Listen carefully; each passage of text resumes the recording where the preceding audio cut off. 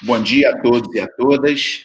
Iniciaremos agora o nosso GT de saúde. Eu sou o professor Renato, vou coordenar esse GT, que terá a participação das professoras avaliadoras, professora mestre Mariana Rocha Alves, da Fávea Norte, e a professora doutora Rosângela Ramos Veloso Silva, da Unimonte. Obrigado, professoras, pela participação de vocês. Obrigado a todos os apresentadores que aqui estão. Espero que seja uma manhã muito rica de conhecimento para todos. Antes de iniciar, vou dar alguns informes. A apresentação será de 10 minutos, com mais 10 minutos de arguições das avaliadoras. Cada avaliadora realizará 5 minutos de arguições e os candidatos irão respondê-las. Vamos iniciar, então, a primeira apresentação. Eu vou chamar aqui o apresentador Sérgio Medeiros dos Santos Filho, que realizará a apresentação do trabalho Atitudes Explícitas à Atividade Física em Adultos Fisicamente Ativos e Inativos. Sérgio, seja bem-vindo. Estamos te ouvindo, Sérgio. Estamos bem, né? Certo. Sim. Posso colocar para apresentar, né, então? Pode sim.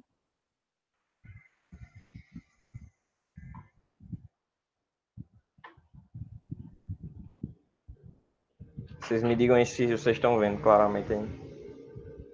Estamos vendo, Sérgio. Pronto, posso começar? Pode começar.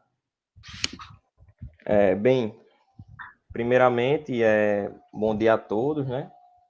Meu nome é Sérgio, eu sou estudante da graduação pela UFRN, sou bacharel em Educação Física e eu participo do grupo em estudo em Psicobiologia pela UFRN também. E eu quero agradecer de estar apresentando aqui meu trabalho, né, nesse congresso, no terceiro SIMPEF. Então, vamos lá. O meu trabalho ele é intitulado como Atitudes Explícitas à Atividade Física em Adultos Fisicamente Ativos e Inativos. Bem, apesar de várias evidências científicas mostrando os benefícios da prática regular da atividade física, como, por exemplo, o bem-estar físico e o bem-estar psicológico dessas pessoas que praticam atividade física, a maioria da população mundial ela é considerada fisicamente inativa. E o que seria uma população fisicamente inativa? Seriam pessoas que fazem menos de 150 minutos de atividade física leve ou moderada por semana, ou menos de 75 minutos de atividade física intensa por semana. E essas pessoas podem obter doenças crônicas não transmissíveis, que podem ser diabetes, por exemplo, doenças de hipertensão ou até mesmo câncer. E futuramente, essas pessoas que são inativas fisicamente, elas podem vir a ter uma morte prematura. Como é que funciona o comportamento da atividade física quanto a essas atitudes explícitas? A inatividade física ela pode ser investigada por meio das atitudes explícitas, que são os processos conscientes, deliberativos e racionais. Porém, nós temos poucas evidências científicas de como essas atitudes explícitas elas têm a relação com a atividade física regular. O objetivo do estudo é, então, comparar essas atitudes explícitas para os dois públicos, ou seja, os adultos fisicamente ativos e inativos, e de que forma ela influencia a prática da atividade física. Bem, aqui nos métodos, a amostra ela foi feita por 162 adultos, 62,3% dessas pessoas eram do sexo feminino, 61,7% dessas pessoas eram fisicamente inativas, com idade média de 33,7 anos, e com IMC de 26,2, que é considerado sobrepeso. Então, o que é que a gente utilizou para fazer esse estudo? Primeiramente, para medir os níveis de atividade física, a gente usou um acelerômetro, o Actigraph, modelo GT3X.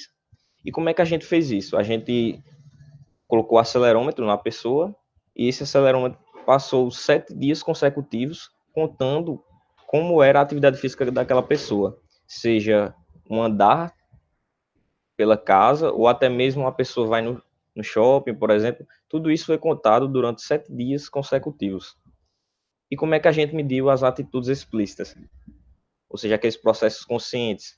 A gente mediu através de um questionário, que tinham variáveis como benefícios percebidos de atividade física, os benefícios contrapercebidos, normas sociais, ou seja, aquela pressão que o indivíduo sente para praticar atividade física vinda de outras pessoas, a modelagem social, que é aquela percepção que você tem de outra pessoa ao seu redor para praticar atividade física, no caso, a alta eficácia, que é aquela capacidade psicológica que você sente para fazer determinada ação, independente das barreiras que estão à sua frente, e a própria intenção ao exercício. E como é que a gente analisou esses dados?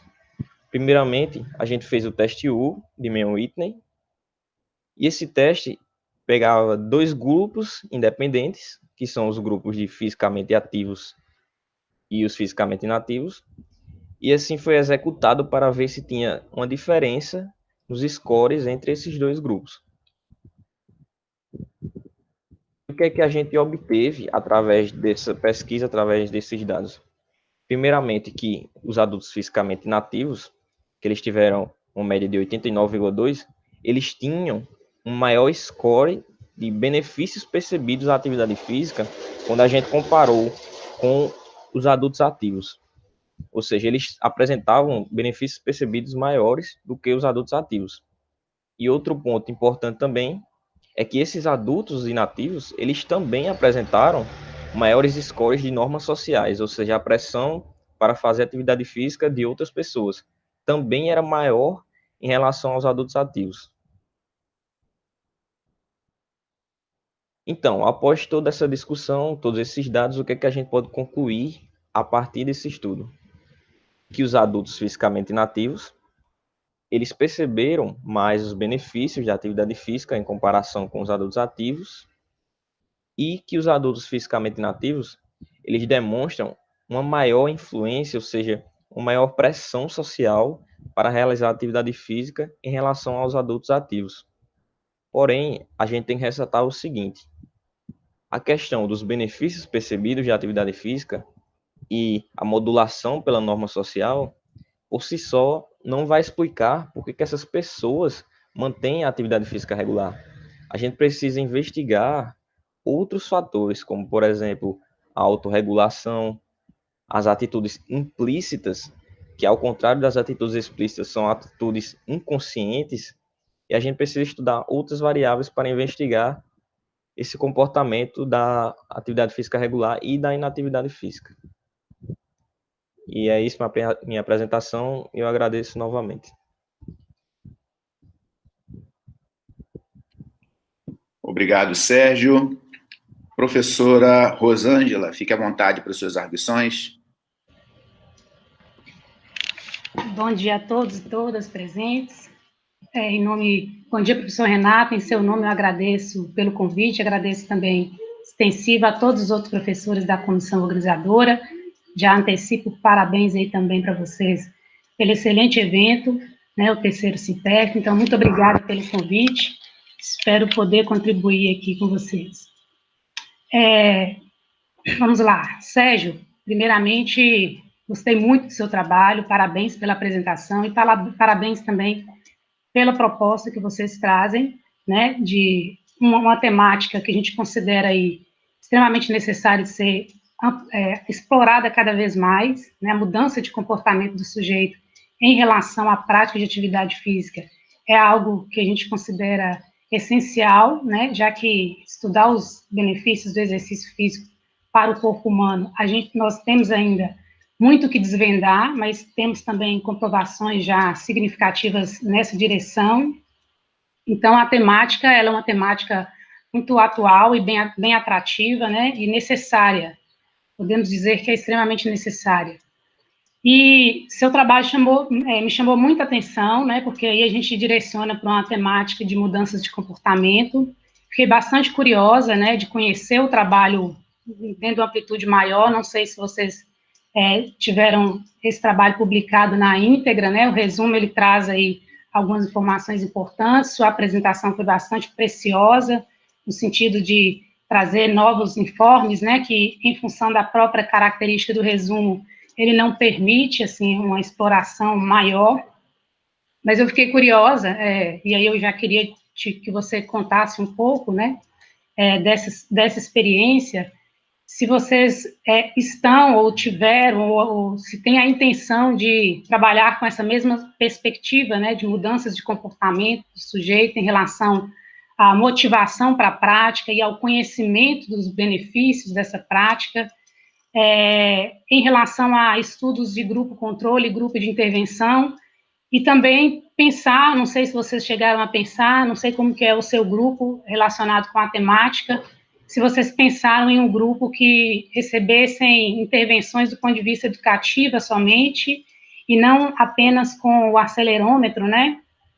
Então, é uma ideia que eu vislumbrei, que eu não sei se vocês já têm a intenção, se já fizeram, então, queria primeiro te ouvir nesse sentido, e só para poder completar e você já responder em sequência, também gostaria de que você falasse um pouquinho se vocês surpreendeu com o resultado, se o resultado deu um efeito rebote, ou se foi realmente uma hipótese já planejada por vocês, né? Apesar que na literatura você também pode dizer um pouquinho sobre isso, ou se realmente era o resultado que você esperava. Que os inativos, né, eles realmente tiveram respostas mais positivas em relação à mudança de comportamento ou ao entendimento dos benefícios. Essas duas questões eu gostaria que você explorasse um pouquinho mais para a gente, Sérgio. Muito obrigada. Obrigado, Rosângela, pela sua fala.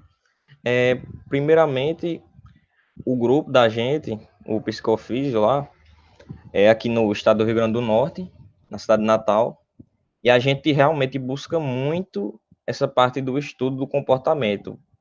A maioria dos estudos são sobre a parte do comportamento, sim. Sobre questões de hormônios, de questões de comportamento, sobre a própria aderência à atividade física.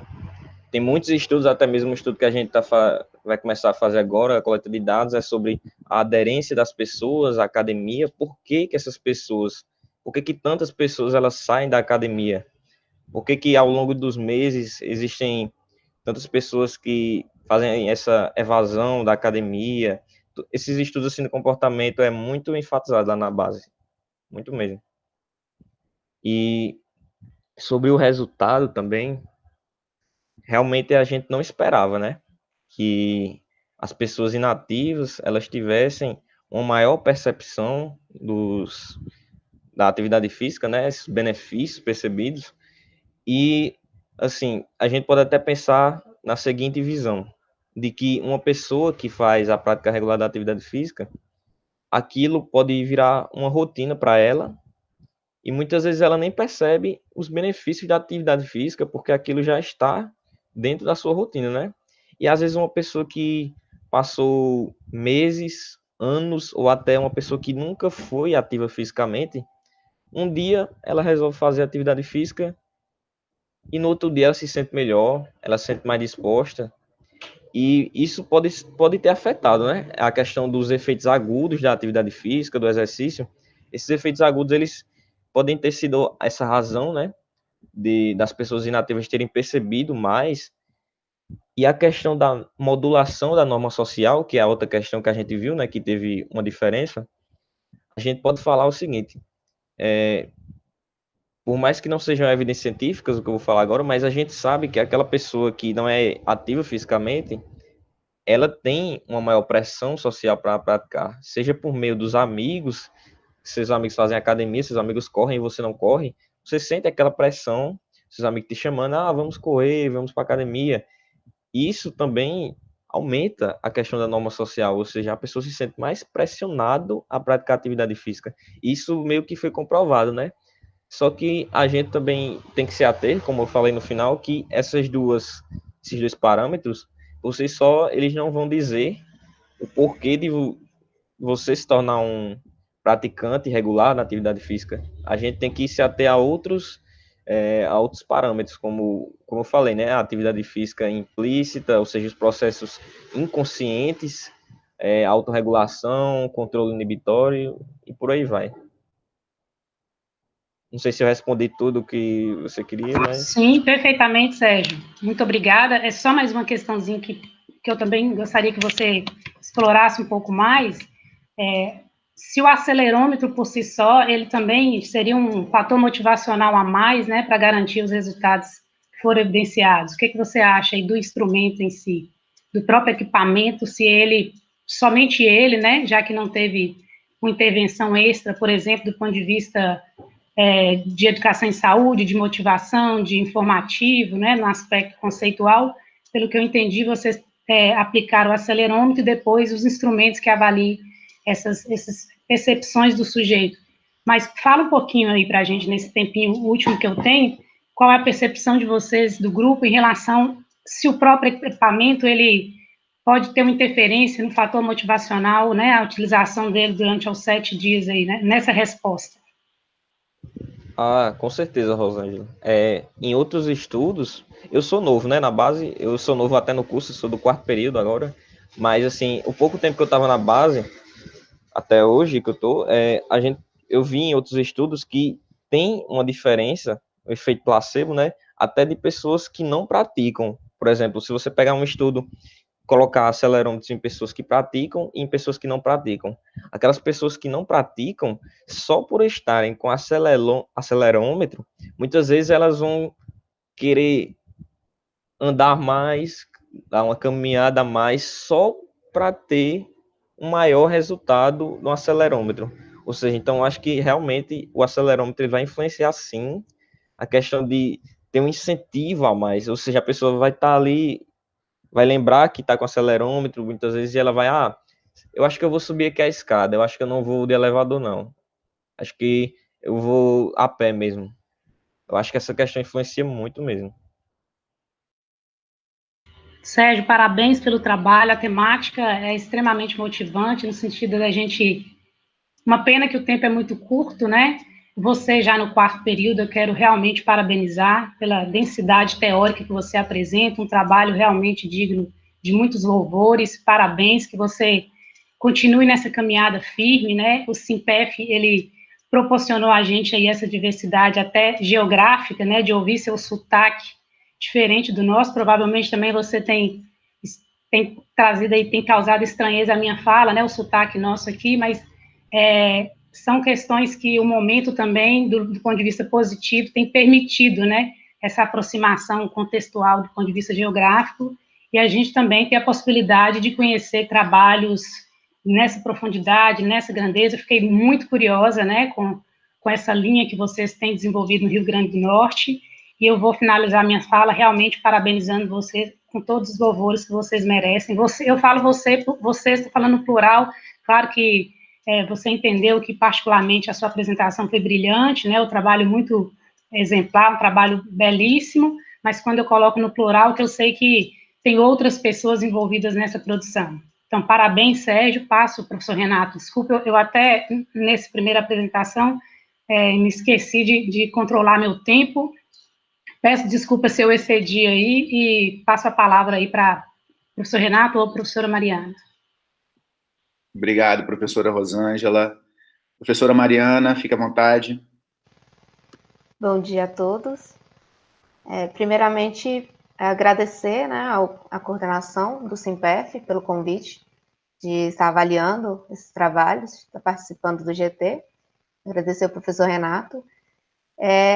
E parabenizar o Sérgio pela sua apresentação. Concordo com todas as palavras da professora Rosângela.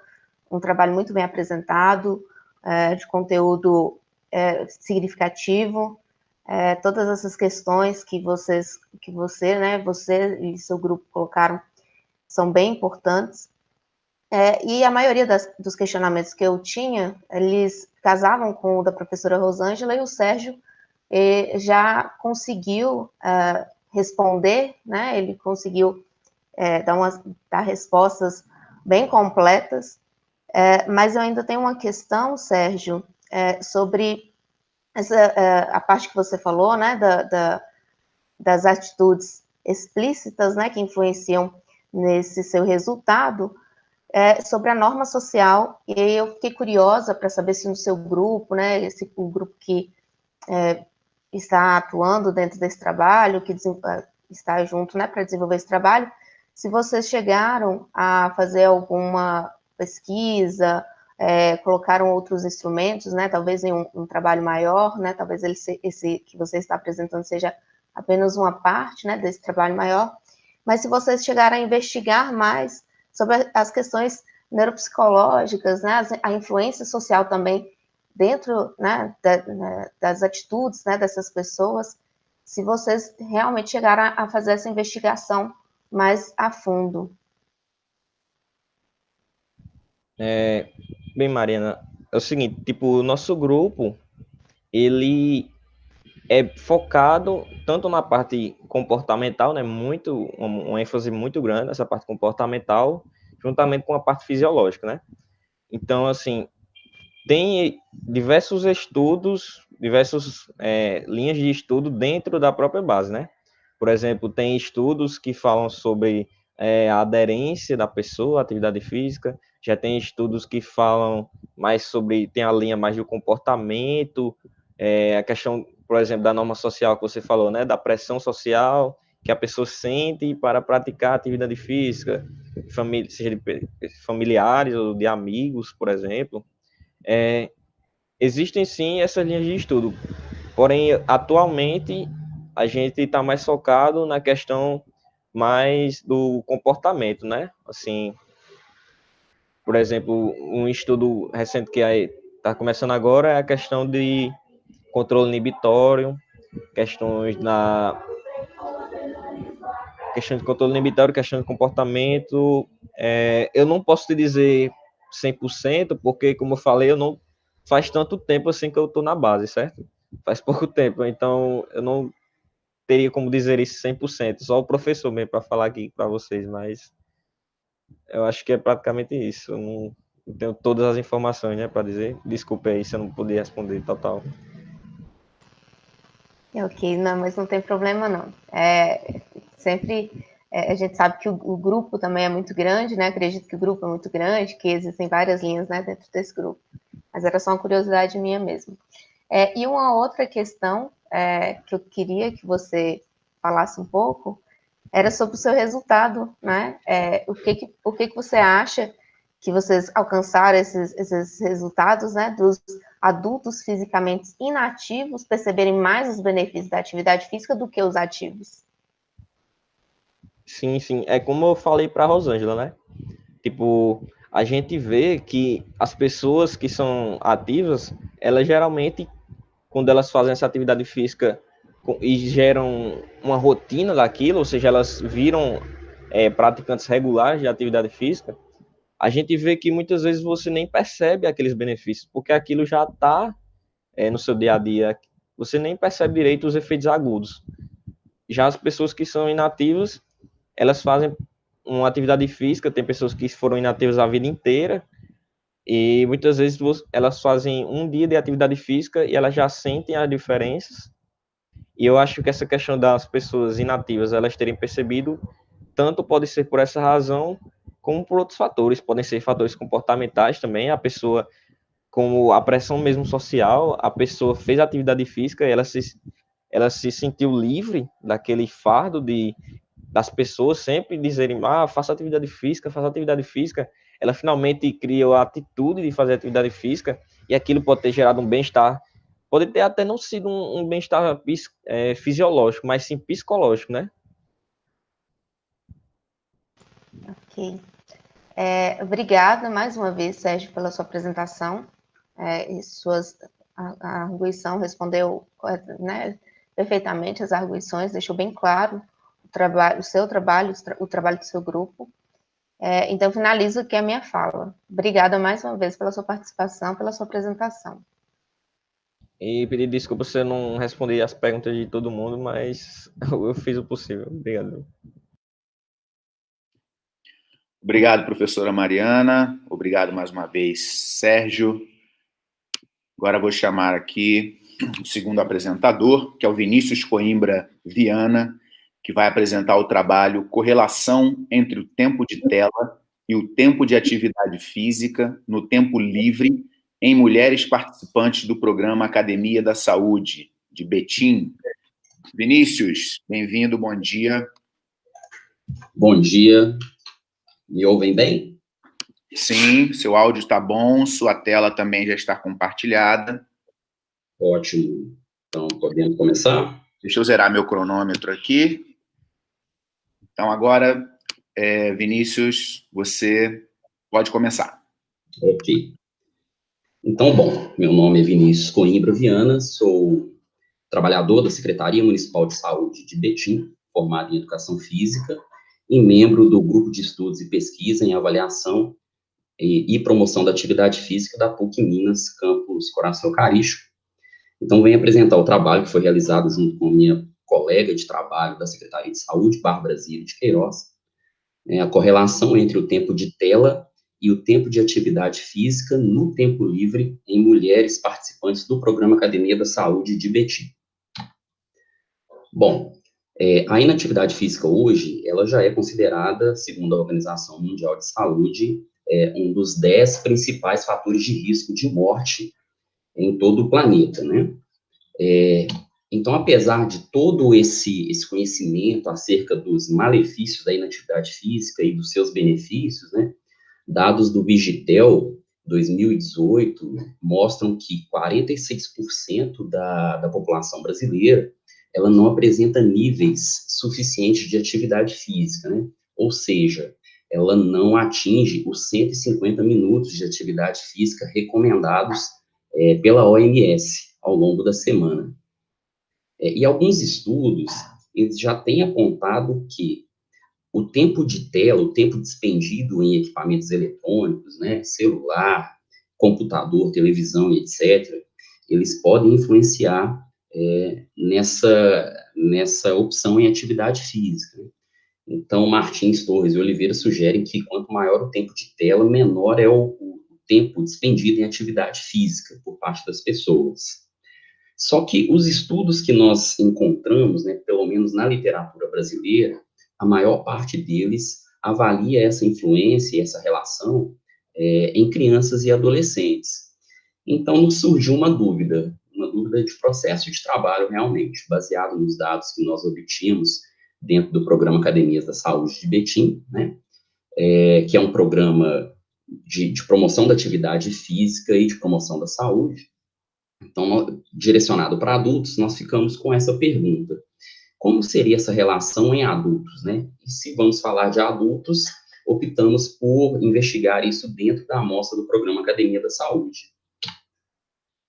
Nesse sentido, então, o objetivo foi verificar a correlação entre o tempo diário de tela em casa e os minutos semanais de atividade física no tempo livre em mulheres participantes do Programa Academia da Saúde de Betim.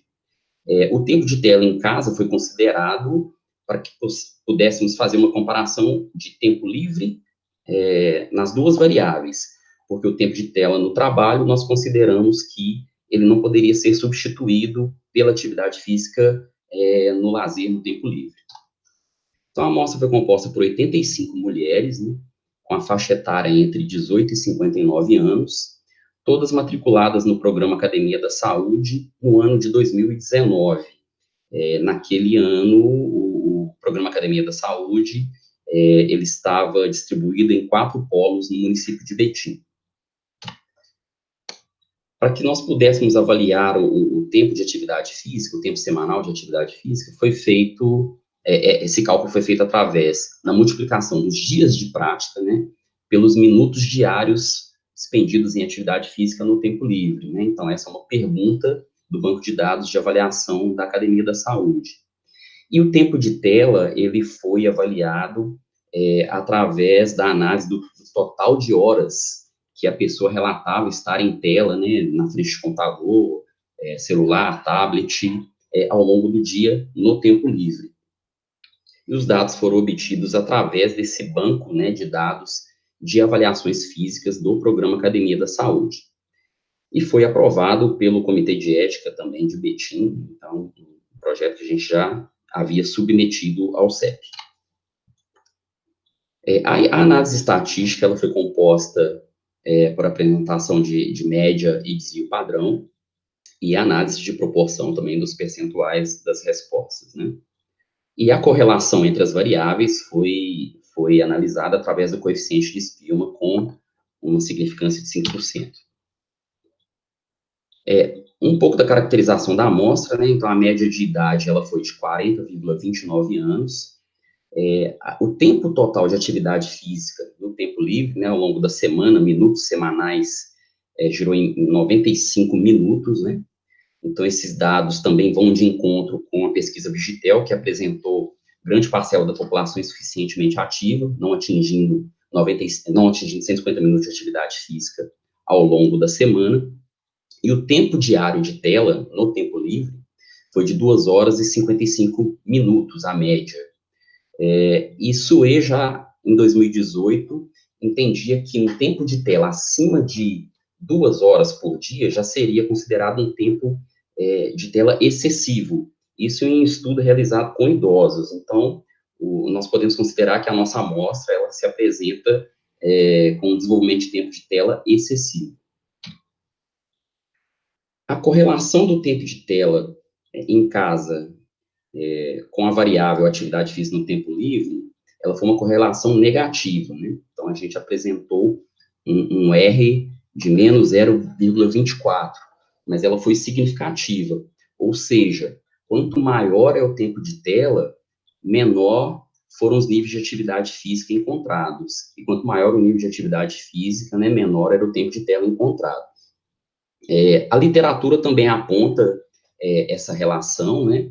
O tempo de tela é um grande preditor do comportamento sedentário, e Martins, Torres e Oliveira consideram que o comportamento sedentário está diretamente associado a esse tempo de tela, né? Então, com o resultado que a gente esperava. E entendemos, né, juntamente com os resultados da literatura, que Souza observou que realocar 30 minutos de atividade do tempo de tela para a prática de atividade física no tempo livre gera um benefício importante na autoavaliação de saúde das pessoas. Então, a literatura também aponta essa relação entre essas duas variáveis.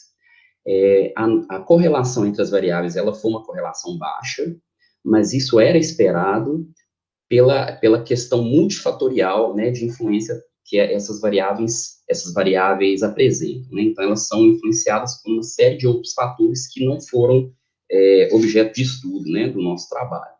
Então, essa correlação baixa, ela foi esperada.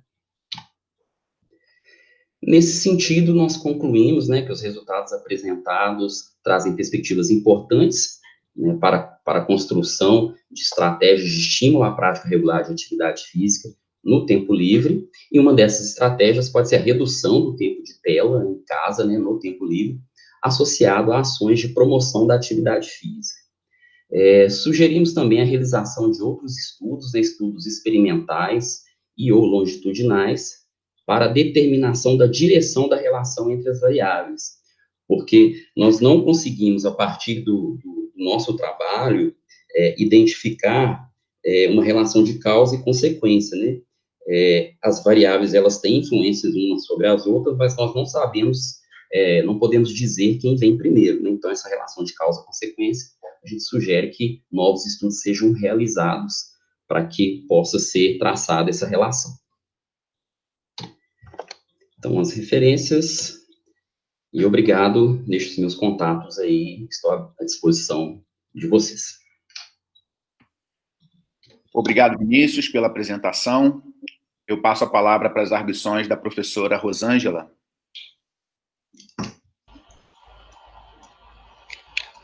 Parabéns, Vinícius, pela sua apresentação. Parabéns pela apresentação, uma temática também, né, assim como a anterior, bastante importante. Você traz aí a gente pode até dizer que você tem no estudo também avaliado uma proposta de política pública, né, de promoção da saúde, que são as academias de saúde, então contribui fortemente para a gente poder perceber que além da implementação, a gente precisa também trabalhar do ponto de vista de efetividade, né? Já que aí seu estudo evidencia um resultado de urgência em termos de incentivar mais a promoção, já que as pessoas envolvidas na Academia da Saúde, pelo seu estudo, né, estão aí com a atividade física no lazer ainda precisando de implementações maiores. Então, por si só, seu estudo, ele traz aí essa característica informativa de contribuir sempre com esse dado importante, né, de um sedentarismo que vem crescendo como uma epidemia avassaladora no contexto do Brasil, e, por outro lado, seu estudo contribui muito forte em evidenciar uma política pública implementada com recursos financeiros altíssimos e que precisam de investimentos em outras direções também, além de somente a implementação. E aí, minha questão para você vem muito nesse sentido, Vinícius. Eu não sei se vocês se ateram, se debruçaram um pouco mais na questão de dialogar, de refletir sobre a própria política das academias em saúde, e em função do resultado do que o seu estudo mostrou, né, dos resultados apresentados, o que você e o grupo acredita que pode ser modificado, implementado, acrescido aí dentro dessa política para ter um resultado melhor nessa relação ou nesse próprio objetivo que você nos apresentou? Bom, Rosângela, com relação a uma análise do programa Academia da Saúde, né, nosso estudo teve uma característica retrospectiva, né? Então, esses dados, eles foram retirados das pessoas que estavam se matriculando na academia, né? Então, elas não tinham nenhum tipo de exposição ao programa, naquele momento, na coleta dos dados. Então, nós não foi o objetivo e não podemos também avaliar os efeitos do programa sobre essas pessoas. Talvez um próximo estudo, né, para a gente poder fazer um estudo transversal, mais experimental, para ver o efeito do programa sobre esses resultados iniciais. Nós ainda não temos esse estudo nesse sentido. Com relação ao que nós observamos, né, de estratégias de questões que poderiam ser desenvolvidas a partir do resultado apresentado, são questões relacionadas à própria característica do programa. Entendemos que a atividade física, a promoção da atividade física, ela é uma ação que tem vários determinantes, né? Não é apenas ofertar um programa de atividade física, ofertar um profissional para que ele dê aulas de atividade física. Não são essas ações isoladas que vão mudar o nível de atividade física da população. Então, nesse sentido, nos reforçou ainda mais a questão de fortalecer as ações de educação em saúde, educação permanente com os profissionais, para trabalhar temáticas que vão além da oferta da atividade física, mas para ações de redução do comportamento sedentário e ações que trabalham a autonomia do sujeito na escolha de atividades do dia a dia, né, não só as atividades ali dentro do programa, mas que podem influenciar na redução do comportamento sedentário e aí sim gerar impactos positivos na saúde dessas pessoas. Não sei se excelente, muito bem, uma resposta muito bem elaborada, parabéns mesmo, era justamente assim a minha expectativa do que eu gostaria de ouvir. A gente percebe que seu trabalho, de alguma forma, dialogou com o trabalho de Sérgio, né? Se a gente for pensar na perspectiva de educação em saúde, de levar informação, de mudança de comportamento, e então, assim, é importante que esse foco, ou essa linha de investigação, que ela se amplie, né, em termos de área de educação física. Então, eu fico muito feliz de ouvir o seu trabalho também, assim como o de Sérgio, que a gente percebe aí um diálogo muito grande de áreas, essa evidência ou esse entendimento de que a educação em saúde ela é necessária nos programas de implementação da política pública da atividade física, né? Então, vocês dois aí chegaram em um consenso nesse ponto, e dizer que tempo de tela tem que ser uma área cada vez mais explorada, que você permaneça nela cada vez mais, principalmente no momento que nós estamos, né? Que certamente, se você estivesse realizando essa investigação hoje, os resultados poderiam ser bem piores, ou talvez até catastróficos, né? Então, eu finalizo minha fala parabenizando por sua apresentação, excelente apresentação, trabalho muito bem elaborado, bem contextualizado, com todo o rigor metodológico que um trabalho científico requer.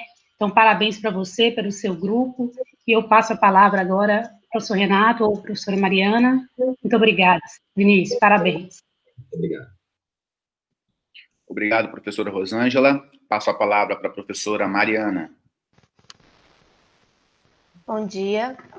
Bom dia, Mariana. Vinícius, parabenizar a sua apresentação, tá? Muito clara a sua apresentação, né? Respondeu todas as questões metodológicas que poderiam ser respondidas. E aí eu tenho uma observação para fazer sobre a aprovação do Comitê de Ética. Você colocou o número, né, referente ao CAAE, e esse número é um número de identificação, né, da submissão ao Comitê de Ética, e depois, também para futuros trabalhos, trocar pelo número da aprovação, né, tem um número referente à aprovação desse Comitê de Ética. E fazer um questionamento, né, eu observei que a amostra do seu trabalho, ela tem um distanciamento, né, de idade. Então, você coletou em pessoas de 18 anos até 59 anos. Você acredita que esse distanciamento da idade poderia estar interferindo no seu resultado? Mariana, acreditamos que sim, né, porque até na própria literatura que nós observamos, né, sobre a temática, né, talvez extratos menores de idade, se fossem comparados, eles trariam resultados bem diferentes com relação ao tempo de tela, né, principalmente. Então, a gente acredita que sim, né, mas o objetivo naquele momento era investigar toda a amostra, né, de mulheres da academia daquele ano, mas acreditamos que novas propostas podem ser traçadas para fazer essa comparação, né, com o aumento da idade, quais estratos estariam com um tempo de tela mais elevado ou com um nível de atividade física diferente. Então, acreditamos que sim. E uma outra questão, Vinícius, sobre, que era justamente perguntando mais um pouco da sua pesquisa, se vocês chegaram a fazer coleta de outras variáveis, né, como doenças crônicas, alguma outra variável que vocês chegaram a coletar, ou foi somente essas que vocês apresentaram? Mariana, como são variáveis retiradas do banco de dados do Programa Academia da Saúde, tem uma série de outras variáveis, né, que poderiam ter sido tratadas, né. Nós estamos na elaboração, no desenvolvimento de um artigo, né, maior, até por ser um resumo, então os dados não é possível trabalhar todos os dados da maneira que a gente gostaria, então escolhemos essa variável específica e fizemos as análises estatísticas a partir dessas variáveis. Mas em um trabalho maior que a gente tem a intenção de realizar e já está fazendo a coleta, né, uma análise da literatura, nós pretendemos caracterizar melhor a amostra, ter outros dados de caracterização dessa amostra, tratar estatisticamente outras variáveis, investigar outras correlações, cruzar outros dados. Então, temos essa possibilidade, mas nessa pesquisa em específico, foram somente esses dados, os dados tratados. Ok. Porque se a gente parar para pensar, né, outras variáveis, elas poderiam interferir nesse tempo, né, que as pessoas se dedicam para a prática de atividade física, né, então poderia influenciar, e aí vocês conseguiriam entender melhor, né, por que esse tempo, e não porque não um tempo maior desprendido, né, para essa prática de atividade física. Horário de trabalho, uma série de outras coisas, né, isso tudo pode influenciar. Por isso que nós entendemos que as duas variáveis, elas têm influência multifatorial, são várias questões que influenciam, né, tanto o tempo de tela quanto o tempo de atividade física, então acreditamos que sim, com certeza conseguiremos resultados muito importantes de análise. Ok. Obrigada, Vinícius, pelas suas respostas, né, pela sua participação no SIMPEF, e parabéns mais uma vez pela sua apresentação. Finalizo aqui a minha fala. Espero ter esclarecido todas as questões. Muito obrigado, fico à disposição. Obrigado, professora Mariana. Obrigado, Vinícius. Chamo agora para a próxima apresentação o Matheus da Costa Monteiro, que vai apresentar o trabalho intitulado Reabilitação Cardíaca baseada em exercício físico após cirurgia de revascularização miocárdica. O que é mais importante, o tipo ou o tempo de treinamento? Uma revisão sistemática e meta-análise. Matheus, seja bem-vindo, bom dia, fica à vontade.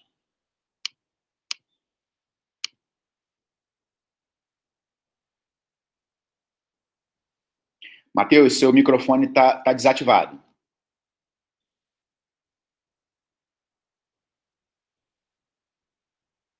Aqui, pronto. Vocês me ouvem?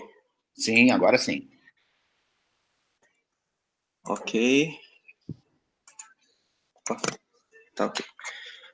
Bom dia a todos. Meu nome é Matheus, sou acadêmico do 9º período da medicina da UFMG e vou apresentar hoje o trabalho Reabilitação Cardíaca baseada em exercício físico após cirurgia de revascularização miocárdica.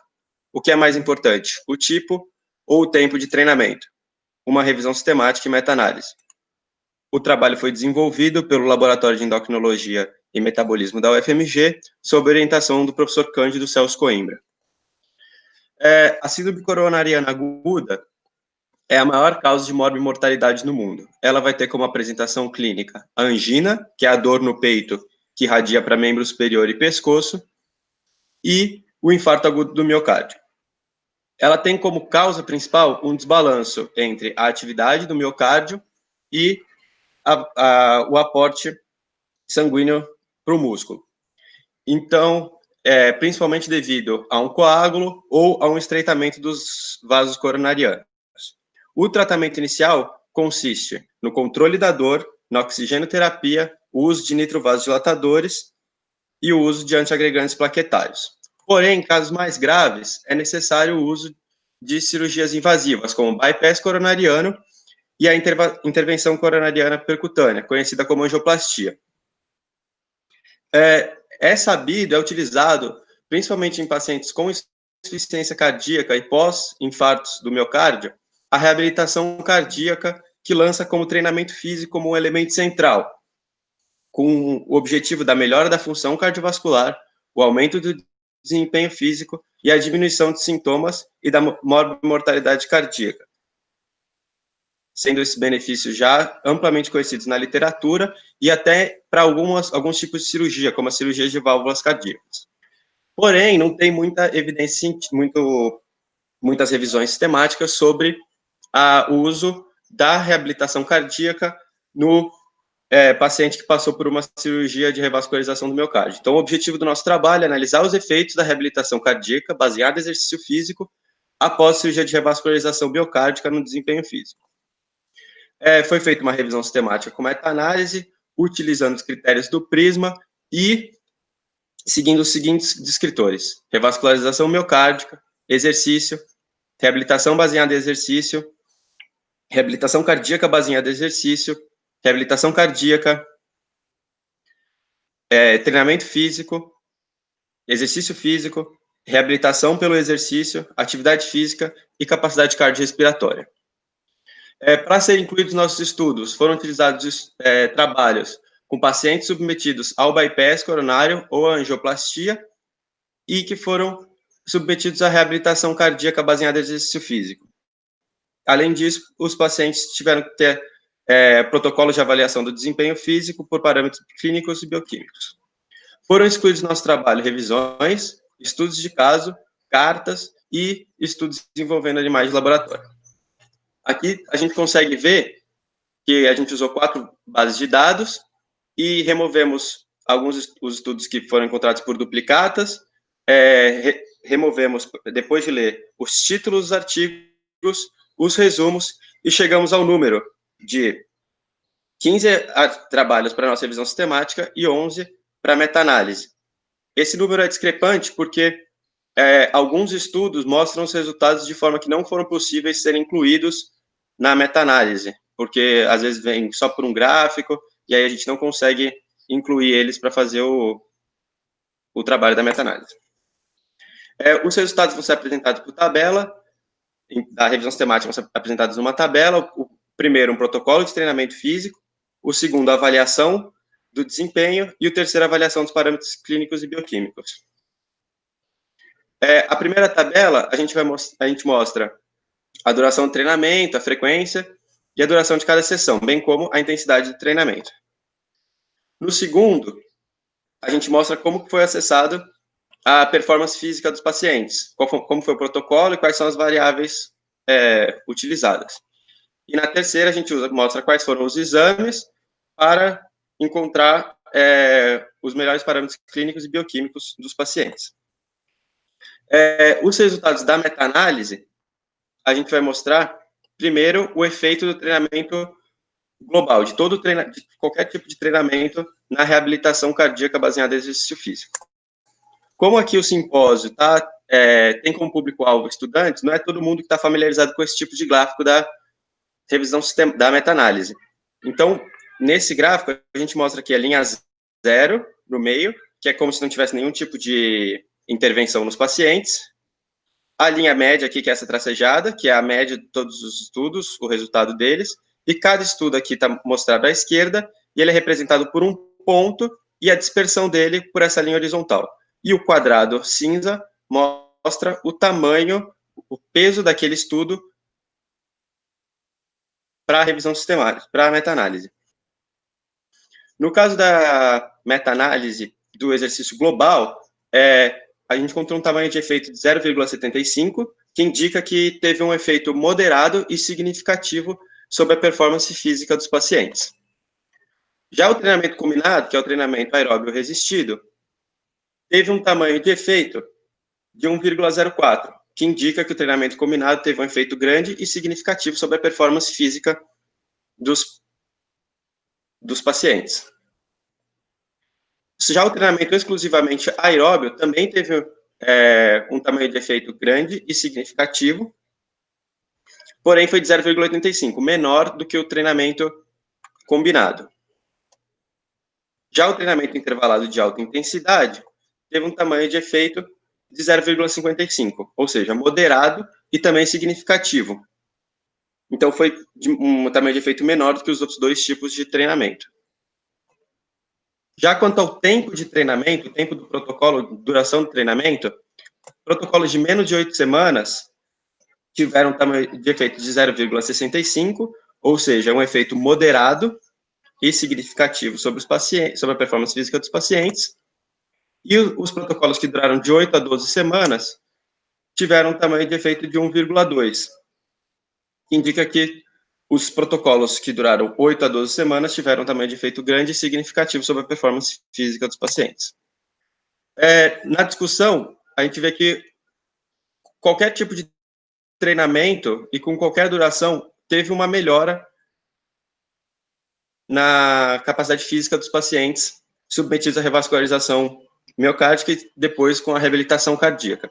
Porém, aqueles com treinamento combinado e com tempo de treinamento que o protocolo durou 8 a 12 semanas, eles foram mais efetivos para a melhora da capacidade física.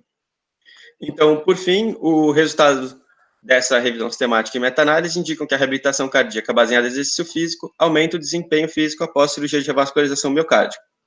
E recomenda-se que a prescrição da reabilitação cardíaca para esses pacientes enfatize o treinamento combinado com duração de 8 a 12 semanas, que foram os mais efetivos para aumentar o desempenho físico. Muito obrigado. Muito bem, Matheus, obrigado pela apresentação. Eu passo a palavra para a professora Rosângela.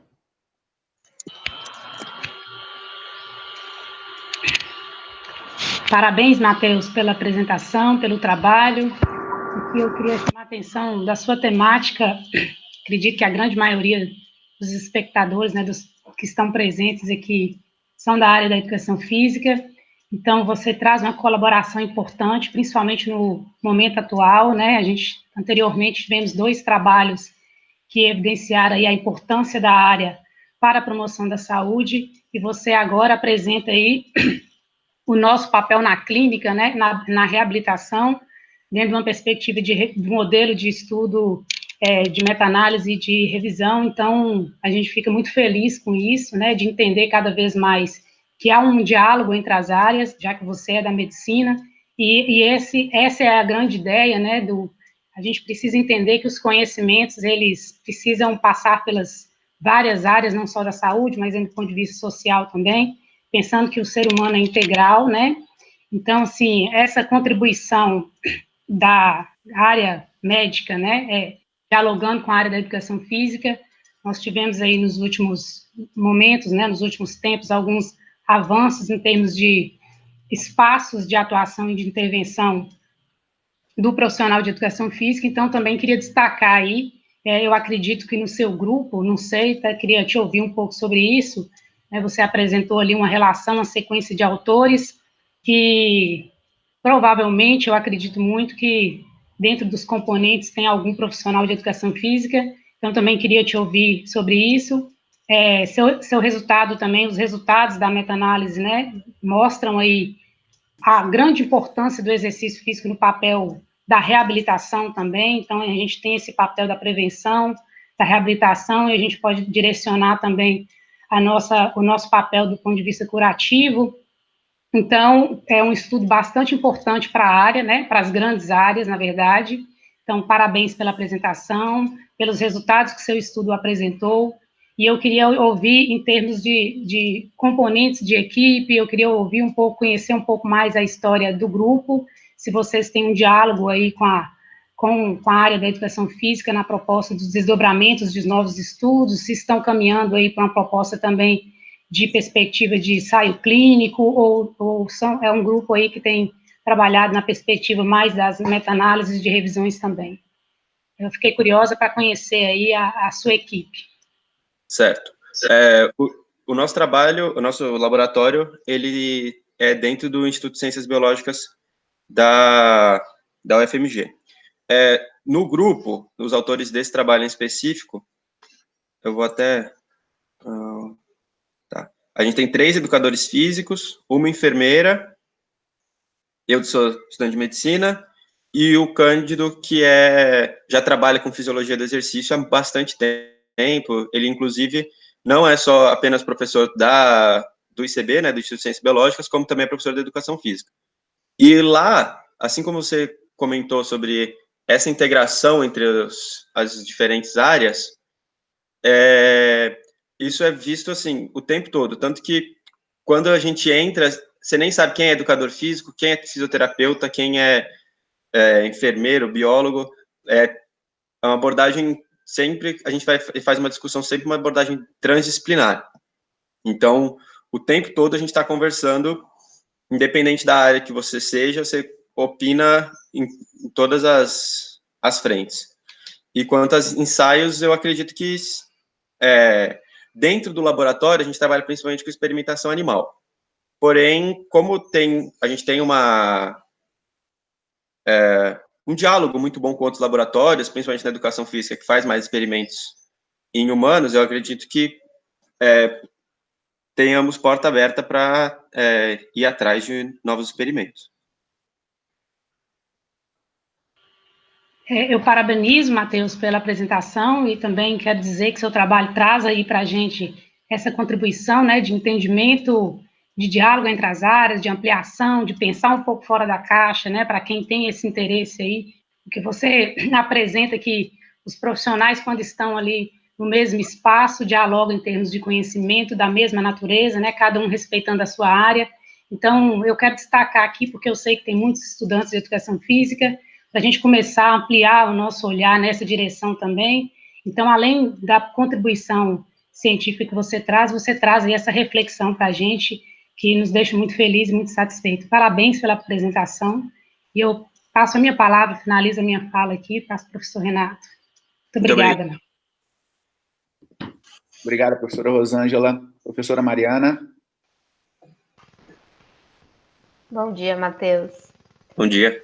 Parabéns pela sua apresentação, é um trabalho muito interessante. Eu tenho uma curiosidade, né? Você mostrou aqui para a gente vários dados, né, do tamanho de efeito que você conseguiu, né, no seu trabalho, de diferentes tipos de treinamento.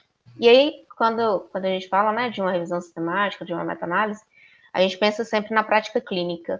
Você, né, enquanto estudante de medicina, né, depois de ter feito esse trabalho, além, né, do treinamento combinado, né, que obteve maior tamanho de efeito, como que seria a sua tomada de decisão na prática clínica, né, com base nesse trabalho? O que você recomendaria? Eu entendo, muito obrigado pela pergunta. Eu entendo que o resultado foi do treinamento combinado, né? Ter um melhor tamanho de efeito, mas ao mesmo tempo eu entendo todas as limitações da vida real, né? Porque quando você pega um artigo, tem ali um ambiente controlado.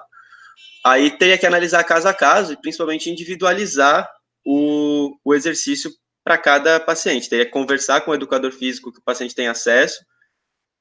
Por exemplo, a gente sabe que em Belo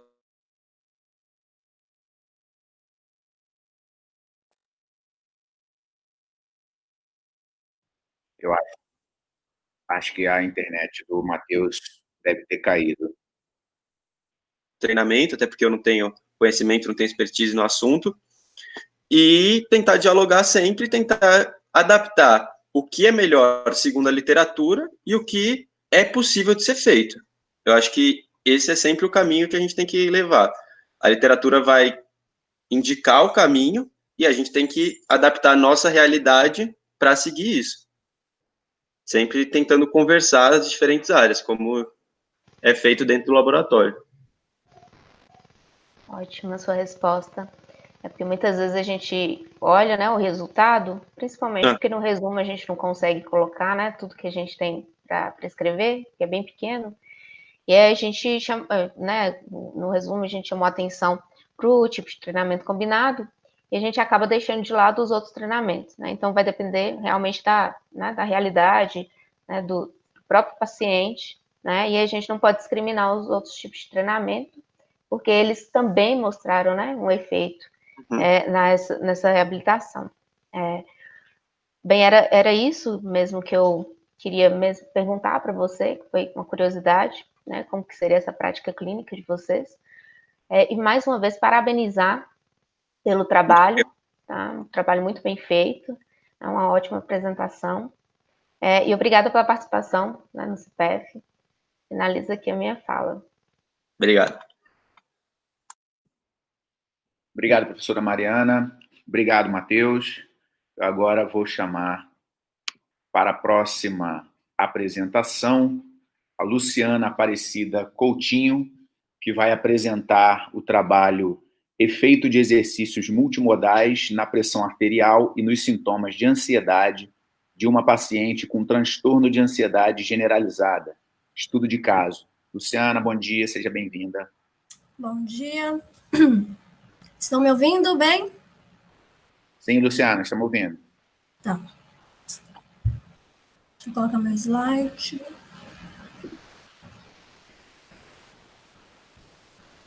Conseguem ver a minha tela? Sim, estamos vendo. Ok.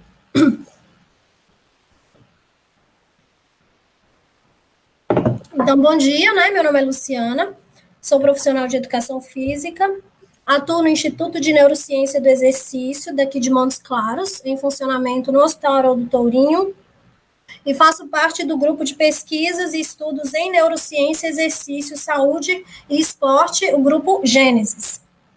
Minha apresentação é um estudo de caso sobre o efeito de exercícios multimodais na pressão arterial e nos sintomas de ansiedade de uma paciente com transtorno de ansiedade generalizada.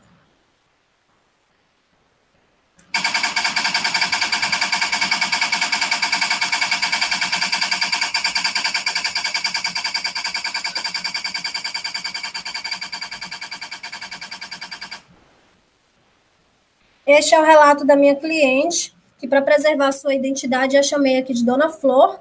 É o meu estudo de caso, com 73 anos de idade, foi encaminhada ao Instituto de Neurociência do Exercício, onde eu trabalho, né, por um médico psiquiatra diagnosticada com transtorno de ansiedade generalizada. Dona Flor chegou ao Instituto com um quadro de hipertensão arterial, que no dia, inclusive, no dia da primeira avaliação, estava 170/90, decorrente do diagnóstico de transtorno de ansiedade generalizada, que, de acordo com a filha, já havia gerado sintomas cardíacos a ponto de levá-la à emergência hospitalar.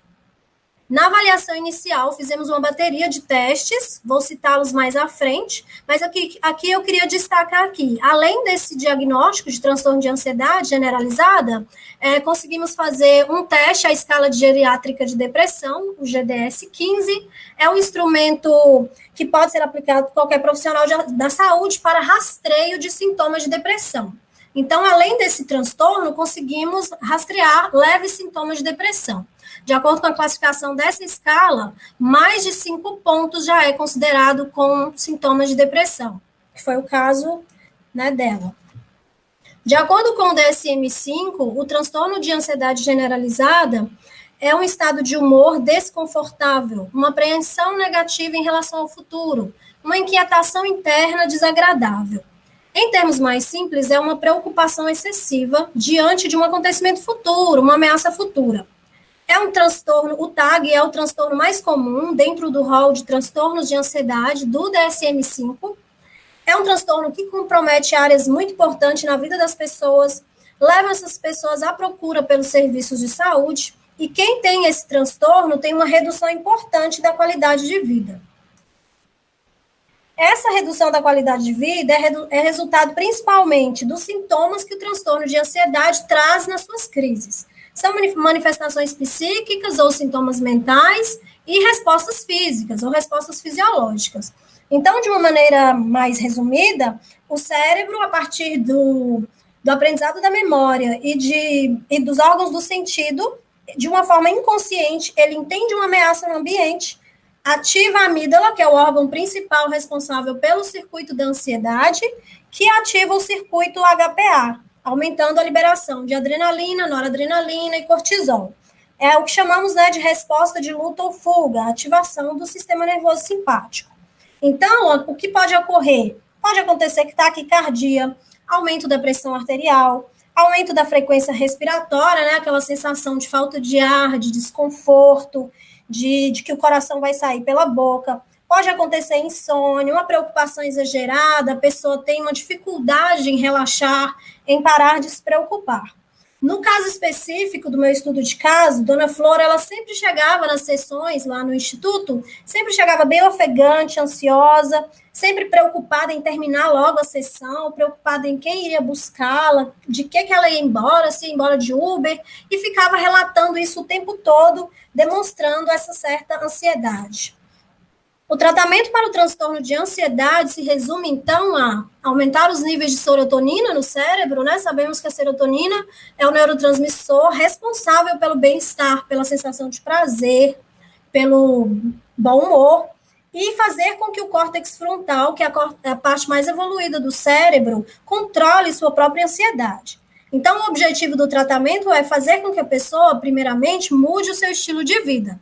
No primeiro momento, é prescrita a terapia cognitivo-comportamental. Essa terapia ela tem muita eficácia.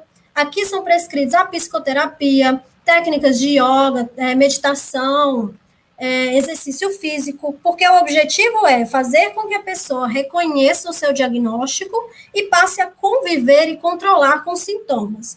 E aqui eu abro um parênteses, né, de acordo com a literatura, já é um consenso que o exercício físico é uma alternativa para aliviar os sintomas do transtorno de ansiedade.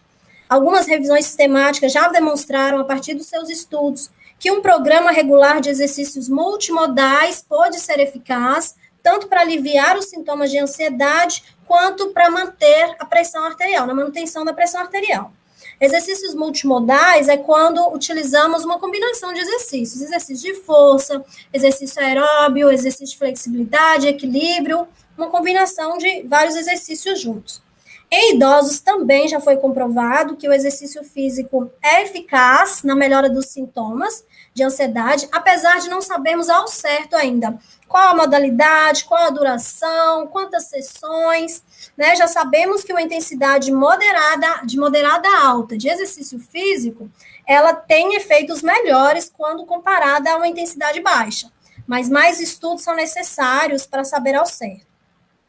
Então, voltando ao tratamento, quando há uma certa urgência, né, dependendo do caso da pessoa, os especialistas entram com tratamento medicamentoso.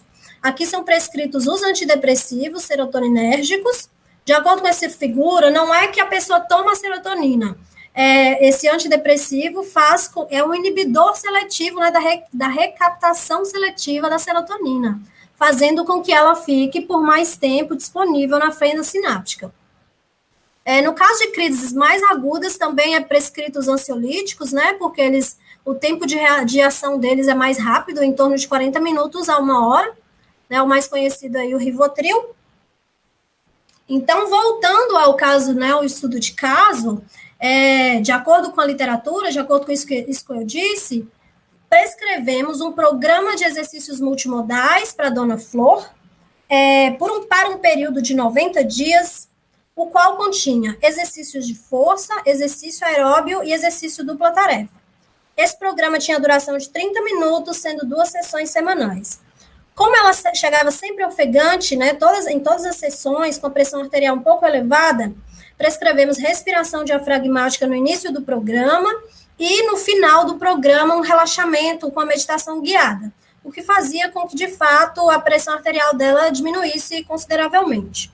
O Exergame também foi prescrito como uma atividade dupla-tarefa, né, uma atividade motora cognitiva. Este é o relatório geral de avaliação, comparando a primeira e a última avaliação, 90 dias após a nossa intervenção. A cliente relatou melhora nas atividades de vida diária no decorrer desse período, tanto atividades básicas quanto instrumentais, né, inclusive sair do carro sozinha, viajar com a família, fazer as atividades domésticas. E além desse relato dela, tivemos evolução nos resultados dos testes aplicados. No mini-exame do estado mental, que é um teste para avaliar cognição global, ela teve um aumento de 20 para 25 pontos. De acordo com a classificação desse teste, de acordo com a escolaridade dela, 18 já a classificação mais de 18 já seria acima do esperado, e ela, na primeira avaliação, ela conseguiu 20 pontos e na segunda, 25. Na bateria de avaliação frontal, ela aumentou de 8 para 12 pontos. Essa bateria avalia funções executivas, considera inferior a 12 pontos, neste caso, é considerada com algum prejuízo cognitivo. Ela também teve esse avanço. A escala geriátrica de depressão, como eu já havia dito, né, ela reduziu os pontos de 7 para 1. Então, configurando em 100 sintomas de depressão na segunda avaliação. Nos testes funcionais, houve um aumento de 16,1 para 18,6 no teste de preensão manual. E o teste de levantar e sentar, e o STEP test para idosos de 2 minutos, que é o teste para avaliar o condicionamento aeróbio, que é os outros testes funcionais que a gente faz lá no Instituto, ela não conseguiu fazer na primeira avaliação devido ao aumento contínuo da pressão arterial, mesmo em repouso. No decorrer de todo esse período, desses 90 dias, a pressão arterial dela sempre foi monitorada no início e no final do programa, de cada sessão. E aí percebam a redução da pressão arterial, né, chegando a uma certa estabilização no decorrer das sessões, a última aí 130/70, e a redução também da pressão arterial inicial para a pressão arterial final, demonstrando também, né, o efeito que a literatura já tem mostrado, o efeito agudo do exercício sobre a pressão arterial. Percebam que alguns dias estava mais alta um pouco, esses dias ela relatava que ela estava mais ansiosa, que ela estava mais preocupada, algum acontecimento específico que ela estava preocupada, enfim. Mas, de certa forma, houve essa redução aí. Luciana, finaliza, por favor. O tempo já está estourando. Ok. A última slide.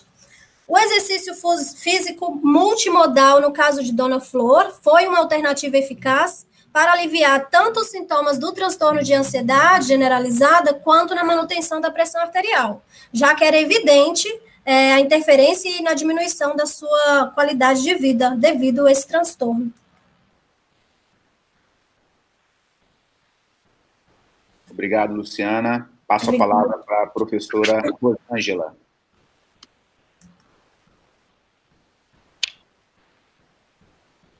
Parabéns, Luciana, pela apresentação. Parabéns a todo o grupo aí que compõe a sua equipe.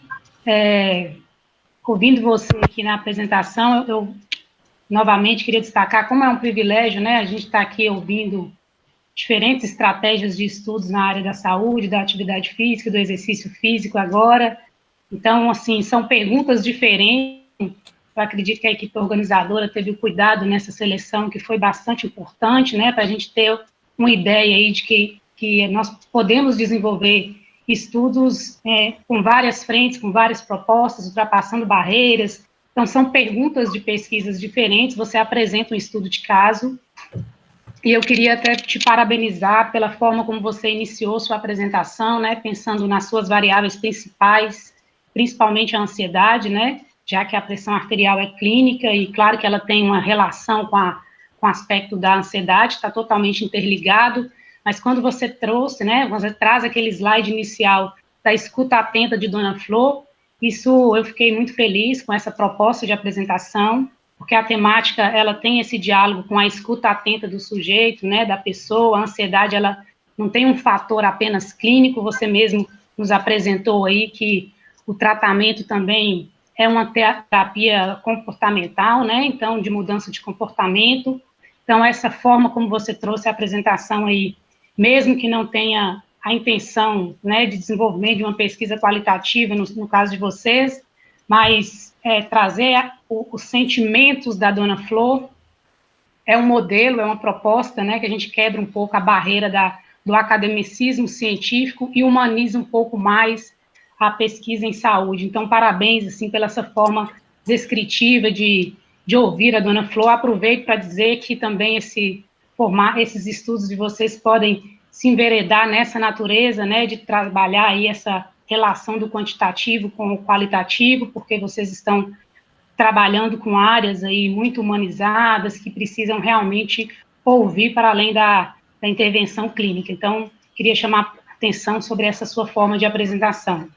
E eu queria também, assim, novamente, já falei isso em outras apresentações, o resumo, às vezes não, necessariamente ele não permite muita exposição, né, claro que sua apresentação ampliou um pouco o entendimento do estudo, mas teve um efeito positivo, né, 90 dias de intervenções ali, e a gente tem percebido na literatura que, às vezes, a manutenção do efeito, ele é muito próximo à intervenção. O que eu quero dizer com isso? Se vocês tiveram ou têm a intenção de avaliar, por exemplo, Dona Flor, posteriormente, né, que aí a gente tem percebido cada vez mais que os efeitos acontecem durante ou logo após o processo de intervenção, principalmente relacionado aos aspectos de ansiedade, e que isso, não sei se consegue ser mantido posteriormente.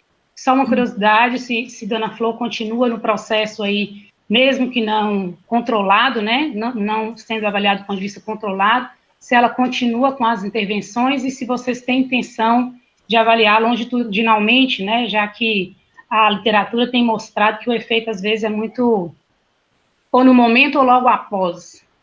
Só essa curiosidade, Luciana, se vocês têm a intenção de avaliar posterior. Uhum. Ok. Então, de fato, infelizmente, não estamos atendendo ela neste momento, devido à pandemia, né?